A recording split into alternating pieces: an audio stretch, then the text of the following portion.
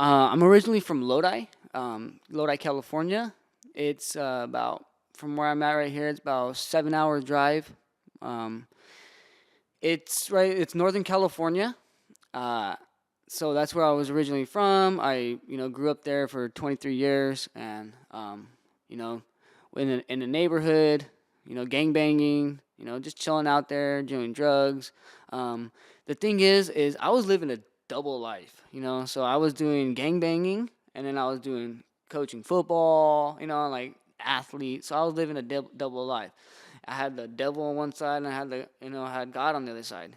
So I mean, I was living a double life, but um, I'm glad I got pulled out of there, and living a lot better.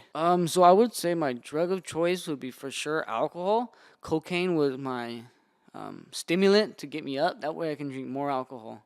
Well, what I'm doing right now is a lot of change in my life that's going on since being sober.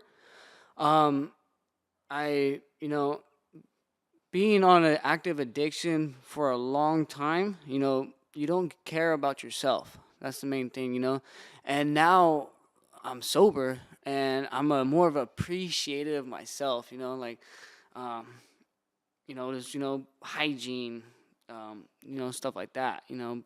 I would never didn't really care what the way I looked like, or I just let myself go. And now that I'm sober, I got to take care of myself. That's the main thing. Well, so 15 months clean is um, just taking it one day at a time for sure. Because I've used most of my life, from marijuana to cocaine to alcohol to shrooms to Vicodin. Just anything I can get my hands on that would get me high, So the main thing, is just taking it one day at a time for sure. The way that I've been taking it one day at a time is having God take the wheel for sure. God's been taking the wheel for me. He's been guiding me into my direction and where I should be.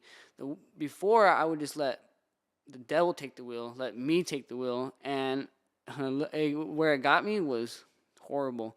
I have a picture up that's gonna be put up. Was when I had let the devil take the wheel, and I could have died that day. It was a horrible accident. I could have killed some people, and that's what it looks like when the devil takes the wheel. And by the grace of God, my seatbelt was on. Um, the passenger's seatbelt was on. The the driver that I hit seatbelt was on, and nobody got hurt. And then that's God, and He knew that I needed to be at a certain spot, and the spot was down here. And me being down here has actually been incredible. And now God has taken the wheel for me, and miracles on upon miracles is happening. It's like it's crazy because I can't believe I'm here. Like, you ever like think about yourself and be like, man, I was in a horrible situation, and I've been to jail before, and I'm like, man. And the way I think is, if I'm gonna do something, I'm gonna do something 100%. Um, there's no giving up. And when I'm drinking, I want to do it 100% until until I hit my face, and then that's 100%. When I'm doing coke, I want to just do it 100%. And those are all the negative reasons. But why not do something positive? Do something for a positive reason. So that's what I'm doing.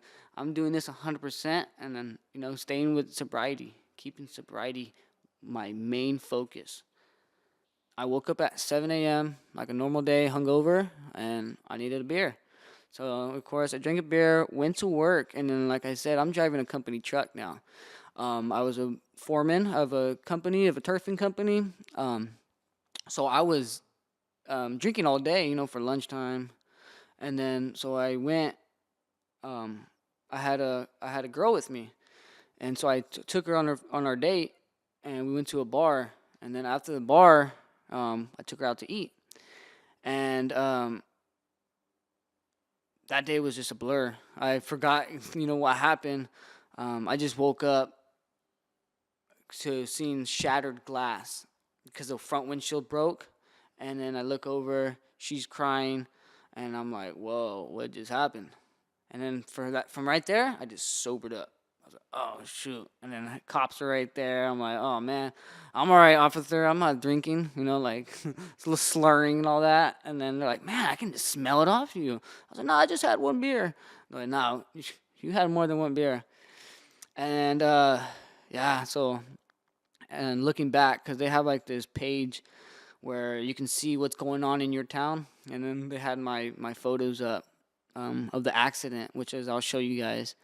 Um, I'm like, man, I can't believe I survived that, like. And then when I blew 4 times over the legal limit, which was 3.14, and yeah, because I was drinking all day, right when I woke up, and by that time, I don't even remember what time I crashed. I was looking at the report. It was like 1 a.m.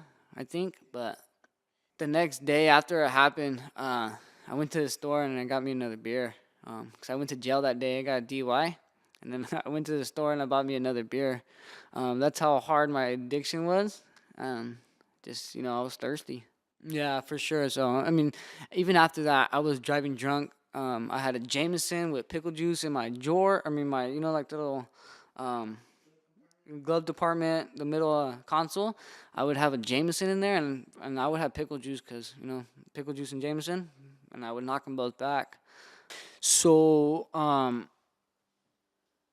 the main thing with me is, there's stuff that would happen, like death in the family, any traumatic event would make people want to use. Now with me, luckily, nothing has happened like that before, with me yet, and it's gonna happen. It's just life. That's how life works. Now, what I've done is, I put all my trust in God. Like I said, and God is, He's my shield. He's holding the shield up for me and protecting me, and and I never knew what God was until it happened. So I put all my trust in Him, and I know He's taking care of me, and and He has a bright future for me. He already knew what the future was gonna be. So I mean, like I said, whatever God wants me to do, I'm gonna do. Doesn't matter who you are or where have you been or what, it's the matter of when are you gonna get help or when are you gonna die. So either you choose when I want the help or when I'm gonna die. And if you want to keep using, you're gonna die. If you pick up the phone and you call, you're gonna get saved. You're gonna be there for your family. You're gonna be there for your kids. You're gonna be there for another person who's dealing with the same thing that you're dealing with, and you can actually help them save their life. It's like a chain reaction. Let's just break this chain, break this chain, break this chain, and continue and continue and continue. It doesn't stop at one person. No, it goes from 1 to 2 to 3 to 4 to, and you just do that multiplication there. And you just continue to save lives and continue to fight this battle that we're in with addiction. And that's my main thing is continue fighting with this addiction and actually helping people with their addiction, so it's like keep it going, and that's what makes me happy. It's like, because somebody did it for me, now I'm gonna do it for you guys.